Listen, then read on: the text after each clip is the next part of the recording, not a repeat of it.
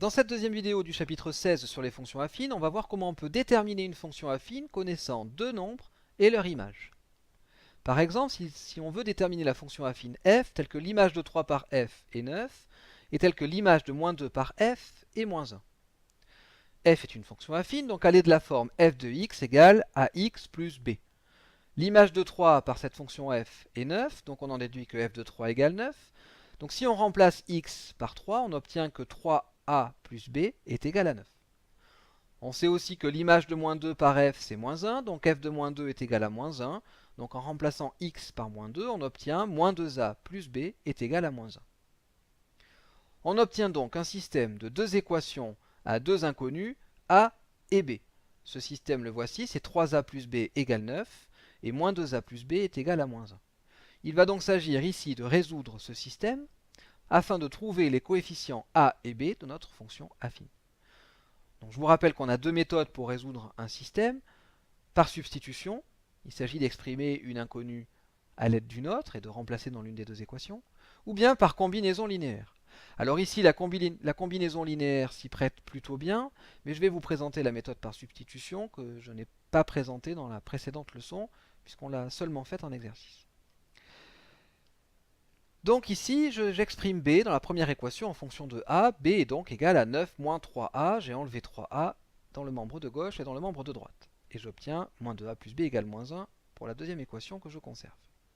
Je remplace, maintenant que j'ai exprimé b en fonction de a, b par cette expression dans la deuxième équation. Donc j'ai toujours b égale 9 moins 3a. Et dans la deuxième équation, j'ai donc moins 2a plus 9 moins 3a est égal à moins 1. Je vais garder ma première équation et je vais réduire ma deuxième. J'obtiens b égale 9 moins 3a et moins 5a plus 9 égale moins 1. J'ai donc une équation à une inconnue pour ma deuxième équation que je sais résoudre. Je vais commencer par soustraire 9 dans les deux membres. J'obtiens donc moins 5a égale moins 10 et je conserve ma première équation.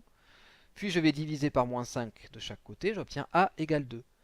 Maintenant que j'ai obtenu a égale 2, je peux remplacer a par sa valeur dans la première équation et j'obtiens donc b est égal à 3 et a est égal à 2. La fonction affine cherchée est donc f de x égale 2x plus 3. Alors la règle est la suivante, ce qui va nous permettre de l'appliquer directement et de nous éviter à avoir à résoudre ce système, c'est qu'une fonction affine est déterminée dès lors que l'on connaît deux nombres et leur image. Il suffit donc alors de calculer le coefficient a.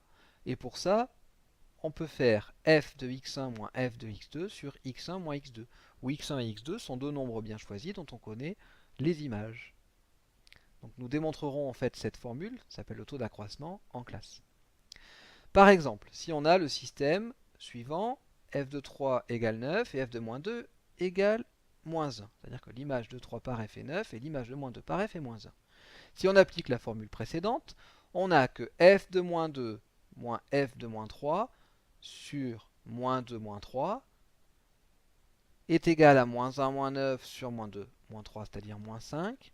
Moins 1 moins 9, ça fait moins 10, divisé par moins 5, ça fait 2.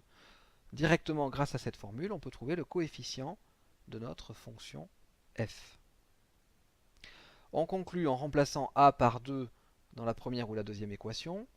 On a 3a plus b est égal à 9, donc 3 fois 2 plus b égale 9. Donc directement 6 plus b égale 9 et b égale 9 moins 6, c'est-à-dire 3.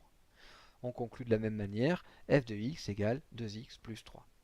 On fera un petit peu plus d'exemples en classe pour préciser un petit peu cette méthode.